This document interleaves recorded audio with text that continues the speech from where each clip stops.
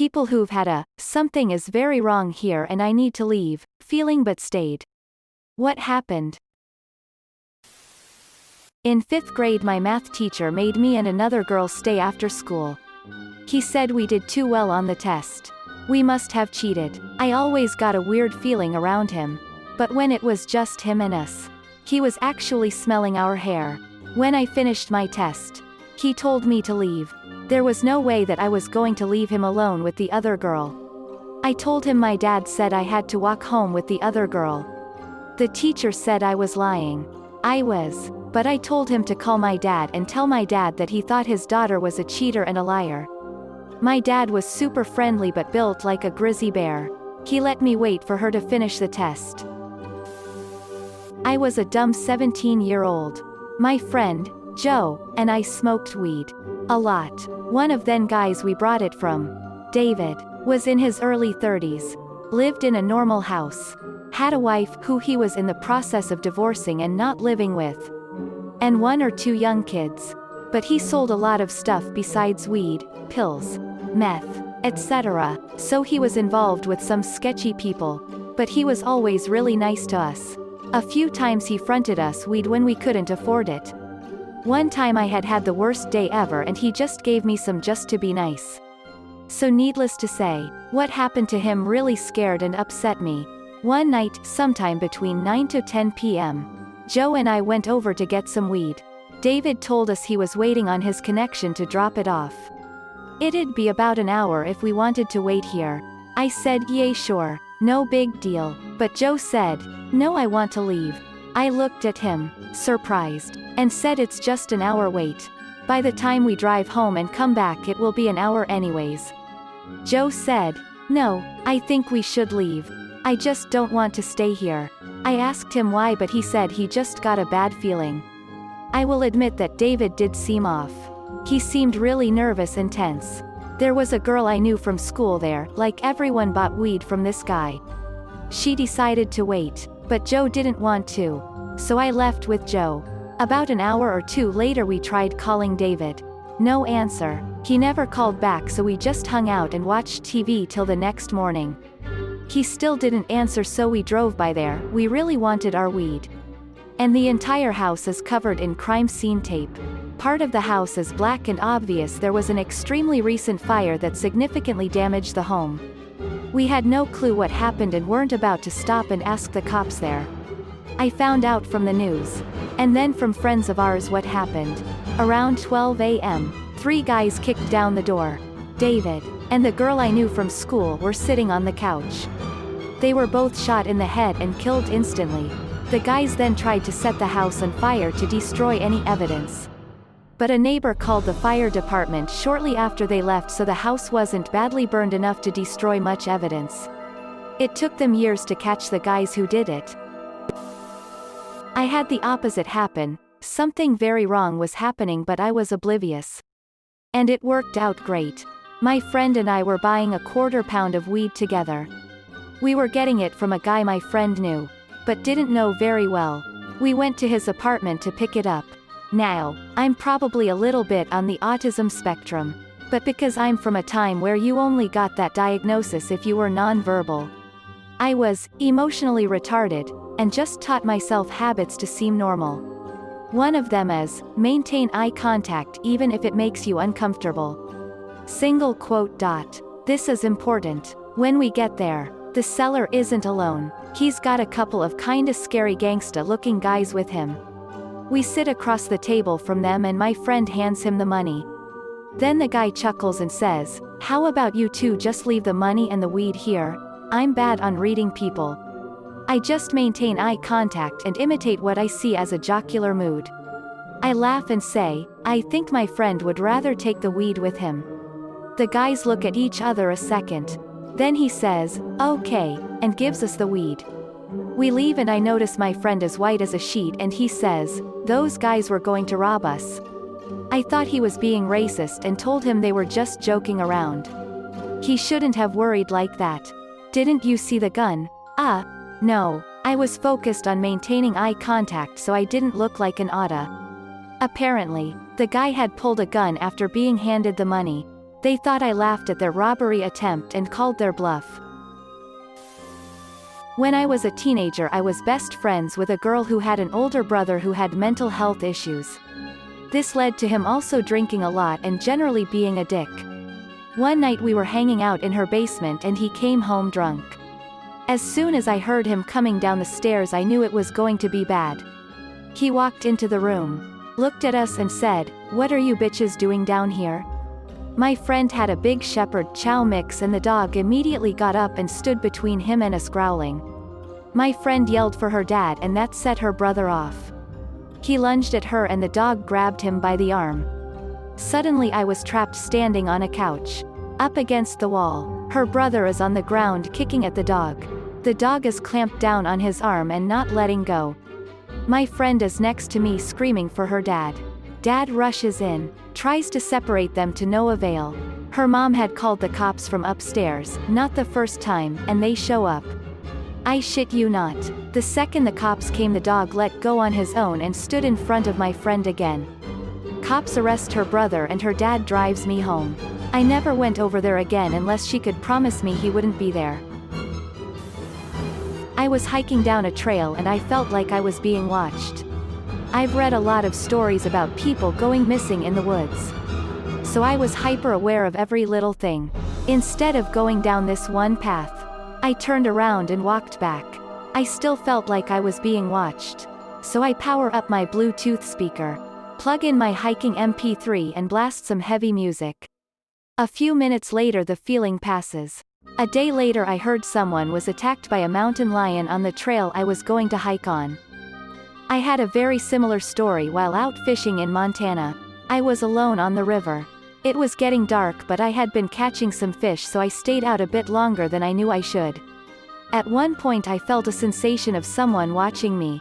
The feeling kept growing stronger and I could smell an animal close by, so I decided to walk back across the river and get back to camp. That night I heard some strange moaning cries from what sounded like a really big animal, but I couldn't really tell what it was. The next morning someone at the camp next to me said that a mountain lion had given birth right next to her camp that night. I honestly feel lucky I wasn't attacked that night. Not me, my mom. Dad was going to Greece on a golf and gambling trip. He went on these trips occasionally, and always came back a winner. Came home from one with about $5,000 in 1975.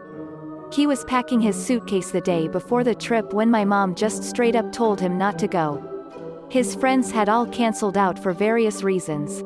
So he didn't know anyone who was going. She'd never done that before, she wasn't controlling at all. They talked for a minute, and Dad got on the phone and canceled. The plane he would have been on crashed into a mountain in Greece. No survivors. My old boss was an interesting guy. He came from a rough part of town and had a bunch of tattoos that really made him look scary, but he was actually a nice guy. I asked him about his massive chest tattoo, which led him to a story about his younger brother, John. John was a pretty gentle guy, but he started hanging out with blokes from his hometown that weren't exactly right in the head. One night they all hanging around drinking, as they did most nights, when one of the blokes breaks out some meth. John politely declines and just continues drinking. The energy was getting really weird. Guys breaking windows with their bare fists. Bleeding all over the place. Verbal abuse being hurled. Just an all-round wonderful atmosphere. At one point someone broke out a tattoo gun and started doing home jobs. John really wanted to leave but couldn't because he was quite drunk, so he had to stay. Someone ended up spiking his drink, so while he was blacked out, one of the guys tattooed a swastika on his forehead. I got invited to a party by some random guy the first met outside a club. I went to said party with him as I was drunk and thought, sure, why not? This entailed going to a run-down house in a council estate, the UK equivalent of a project, I guess. To enter the house we had to climb in through a window where there were 5 people sat in a circle made of half-broken chairs and a moldy couch. After entering the window the guy locked it behind him. It was at this point I instantly felt sober again and realized that something was wrong. That's when the crack cocaine and heroin came out. A woman who was part of the circle who apparently owned the house started telling a story about how her husband had hung himself in the stairwell. Her kids had been taken away and that she kept a sharpened screwdriver under her pillow in case they came for her. I was well past wanting to leave at this point. I didn't have an escape though, and my nervousness showed. That's when paranoia set in within the circle. The guy who had brought me there had become incredibly tense. The slightest noise and he would flip out. He stood by the curtains peeping through, mumbling to himself about the police watching him. I had to prove I wasn't wearing a wire at this point. Before long, however, the drugs began to run out. This made the paranoia be temporarily forgotten. I saw a chance here and said I had money and I could buy more drugs. The guy said he would book a taxi for us to go in. About 15 minutes later a taxi turned up. He unlocked the window and I jumped out first and slammed it shut behind me. Ran as fast as I could towards the taxi. Jumped in the front seat and just shouted, "Drive! Drive!" to the taxi driver, who took off down the street and to the safety of home. Closest I've ever felt to being murdered. My cat died. I was away for a week. In another country. I never usually worry about my pets like that. But 2 days in I was finding myself thinking about my cat more and more and being increasingly concerned about him. Few days in I was having dreams of me going back home in a rush. Instead, I stayed and thought I was projecting the stress of spending the week in an unknown place with people I didn't know a lot yet. And just missing my cat. Now that cat had come to me from the street. So whenever I left for a few days, that's where he'd spend his time. He would only respond to my call but not my friends, so I had no one to send to check on him. When I finally came home I just rushed to all his spots and called for him. I did that almost every 2 hours when I was not working. For 3 days, including at night. Found him 3 days later. Hardly breathing, but walking. Took him to the vet in a rush. Turns out he had cancer and the tumor pushed against his lungs, etc. In the past week, something had broken and was filling his lungs with liquid. Had to put him down. I'm just glad I found him and he didn't die alone on the street. Friends party during school years. One of guys in the upper class. Well molested the host's younger sister. Ended up having their mother calling me in the middle of the night absolutely hysterical when they were trying to track him down. Ended up finding out also it wasn't the first time he had done it, and his folks were the kind who pay quite a bit to keep things out of the spotlight, and they finally met someone who didn't have a price tag. 5 years ago I was at a family Christmas party. I was 10 to visit my dad's side of the family as we knew he wouldn't be there because he was in jail. My memory's a little fuzzy due to a lot of memory blockage, but I remember feeling very sick and uncomfortable on the way there. I wanted to leave immediately but ended up staying. The whole time I felt like my body was screaming at me that something was wrong and I needed to get the hell out. I was extremely uncomfortable the whole time, and every time I went near my uncle. Usually because he wanted a hug. The feeling got worse. There was one moment when I was sitting on my other uncle's lap, let's call him B. Because I really adored him and hadn't seen him in ages. And I was really tired.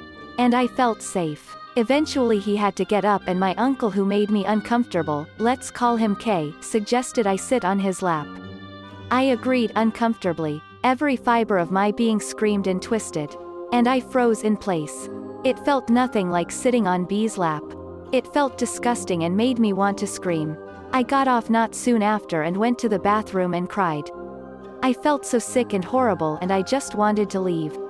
I was terrified because I had no idea what was going on. I tried my best to avoid K for the rest of the evening before we eventually left. Halfway during the drive back home I broke into hysterics. I was screaming and crying in the front seat, and my mother was terrified because I wouldn't tell her what was wrong. Part of my memory had come back and I realized Uncle K had sexually abused me for most of my childhood. Still severely suffering from that. My ex-boyfriend. It had been my first relationship in a while. Early on I started to get the feeling that he was lying about things. But it was only little things. Like he'd say he had some childhood illness. Or had ran into Ariana Grande at a coffee shop. I tried to brush off the thought that he was making things up. Because who would lie about random things? I stayed with him another 4 months. Then realized he was also lying about a drug addiction. Stealing my money I was giving him for rent and not paying our bills. So I probably should have trusted my gut and left sooner. At a night out with a bunch of guys from my old school. One of us gets in a fight with 3 guys. I sat back near enough to make sure nothing develops and one of their guys joins me. He strikes up a conversation and very quickly tells me he's a neo-Nazi. He even showed me his tattoos of a swastika and the Waffen SS emblem. It was very clear why he was telling me this because I happened to be the most Aryan-looking person there. He ended up telling me everything from how he got into the cult-like ideology to all the different minorities that he hates. One of the guys I was with thankfully noticed and gave me an excuse to leave once the situation had calmed down altogether. A very interesting night. I was walking home from the library in college and decided to dip into the bar to see friends. It was about midnight, 1 a.m. when I left the bar. Maybe after 1 drink, put my backpack back on and decided to call my brother who was 3 hours behind to walk me home. As we were chatting, I was getting into the more residential part of campus. Few people, dark streets, and a guy starts walking along the other side of the road from me. I just barely notice. It's a big 2-lane road and he was about 5 feet behind. I sped up, slowed down, and he matched pace. Brother's name, I have to get off the phone and call the cops. A guy is following me, I said as loudly as I could. The guy fucking sprints away as I hang up on my brother. Being 20, I then decided it was stupid to call the cops if the guy was already gone. Went back to the main street and found a sober guy and asked him to walk me home. Luckily, it worked out. My brother called like 8 times to make sure I was okay. There was a string of stabbings on campus that semester and I wish to this day I'd called the cops. I got this feeling on my wedding day to my now ex-husband. Getting my hair and makeup done. Putting on the big white dress. Listening to how excited everyone was. And the entire time I felt white and sick to my stomach. It was like a burning ball inside me. And I felt cold all over. I kept wanting to hide. And I remember my dad jokingly saying, "We can still make a run for it," and I wish now I'd have taken him up on it. Not even 3 months after the wedding, he started picking out what I could wear. "You shouldn't be wearing pants. Women should wear skirts and dresses." Complaining that I wasn't working 2 jobs instead of just 1. And not ever letting me out of his sight. When I was home from work, I couldn't even walk to the mailbox alone. A month or so after that, when I'd had enough and started pushing back, he attacked me and started hitting me, right in front of his brother. I remember begging his brother to help me, and instead he sneered and said, "Women like you get what you deserve." And when I yelled that I would call the cops, my husband said, "Go ahead. I have many cop friends." The very next day I made a phone call to an old school friend telling him my address and that I would be at the end of the road at a certain time. When my husband was outside working on his boat, I threw a few clothes into a bag and ran. Filed for divorce and never looked back. Ended up working 2 jobs, haha, and living with my grandmother until I could get back on my feet. Listen to your gut, ladies. It might save you a lot of bruises and maybe even your life. Thanks for watching. If you liked the video, give it a thumbs up. Don't forget to subscribe and hit the notification button. See you next time.